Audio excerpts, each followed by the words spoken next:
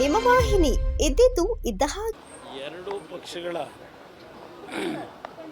ಶಾಸಕ ಮಿತ್ರರು ಅಶೋಕ್ ಅವರು ಇವತ್ತು ಅಧಿಕೃತ ವಿರೋಧ ಪಕ್ಷದ ನಾಯಕರೇನಿದ್ದಾರೆ ಅವರ ನೇತೃತ್ವದಲ್ಲೇ ಇವತ್ತು ಎರಡೂ ಪಕ್ಷಗಳಿಂದ 85 ಶಾಸಕರೇನಿದ್ದಾರೆ ಒಟ್ಟಾಗಿ ಈ ಒಂದು ಸದನದಲ್ಲಿ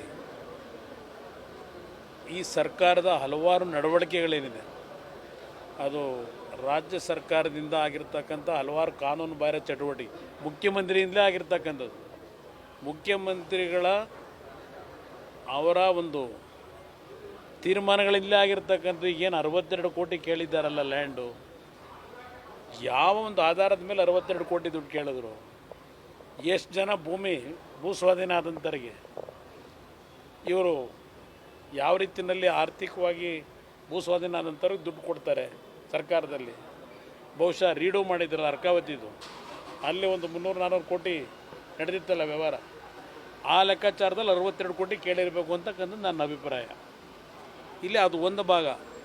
ಒಂದು ಕಡೆ ಮೂಢ ಹಗರಣ ಇರ್ಬೋದು, ಮತ್ತೊಂದು ಕಡೆ ಅಶೋಕ್ ಅವರು ಹೇಳಿದಂಥ ರೀತಿಯಲ್ಲಿ ಇವತ್ತು ವಾಲ್ಮೀಕಿ ಅಭಿವೃದ್ಧಿ ನಿಗಮ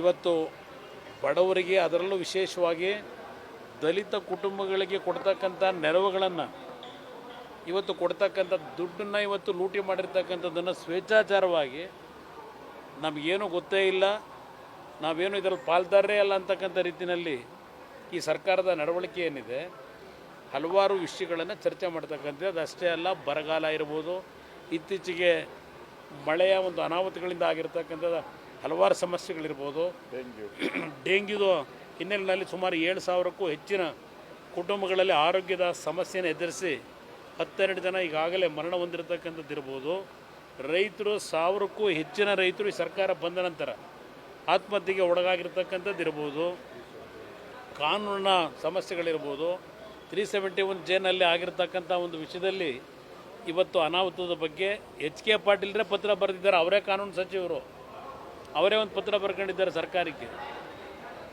ಹಾಲಿನ ದರವನ್ನು ಏರಿಕೆ ಮಾಡ್ತಕ್ಕಂಥದ್ದು ಒಂದು ಕಡೆ ಮಾಡ್ತಾರೆ, ಇನ್ನೊಂದು ಕಡೆ ರೈತರು ಕೊಡ್ತಕ್ಕಂಥದ್ದನ್ನು ಕಡಿಮೆ ಮಾಡ್ತಾರೆ. ಅದ್ರ ಜೊತೆಗೆ ಪ್ರೋತ್ಸಾಹಧನ ಕಳೆದ 6-7 ತಿಂಗಳಿಂದ ಸುಮಾರು 700 ಕೋಟಿ ಹಣ ಬಿಡುಗಡೆ ಆಗಲಿಲ್ಲ. ಹೀಗೆ ಹಲವಾರು ಈ ಸರ್ಕಾರದ ನಡವಳಿಕೆ ಇದೆಲ್ಲವನ್ನು ಚರ್ಚೆ ಮಾಡಬೇಕು ಅಂತಕ್ಕಂಥ 94 ಜನ ಶಾಸಕರುಗಳನ್ನು ಇವತ್ತು ಬೋರ್ಡ್ ಕಾರ್ಪೊರೇಷನ್ ಚೇರ್ಮನ್ ಮಾಡಿರೋದೊಂದು ಭಾಗ. ಅದ್ರ ಜೊತೆಗೆ ಗ್ಯಾರಂಟಿ ಸ್ಕೀಮ್ಗಳನ್ನು ನೋಡ್ಕೊಳ್ಳೋಕ್ಕೆ ಉಸ್ತುವಾರಿ ಒಬ್ಬ ರಾಜ್ಯ ಮಟ್ಟದ ಅಧ್ಯಕ್ಷ ಮತ್ತು ಜಿಲ್ಲಾ ಮಟ್ಟ, ತಾಲೂಕು ಮಟ್ಟದಲ್ಲಿ ಇವತ್ತು ಅದಕ್ಕೆ ಎಷ್ಟು ಕೋಟಿ ಹಣ ಖರ್ಚು ಮಾಡ್ತಾ ಇದ್ದಾರೆ ರಾಜ್ಯ ಸರ್ಕಾರದಲ್ಲಿ. ಇವತ್ತು ಸುದ್ದಿ 3 ವಾಹಿನಿಯ ಹೆಚ್ಚಿನ ಮಾಹಿತಿಗಾಗಿ ಸಬ್ಸ್ಕ್ರೈಬ್ ಆಗಿ ಹಾಗೂ ಬೆಲ್ ಬಟನ್ ಒತ್ತಿ.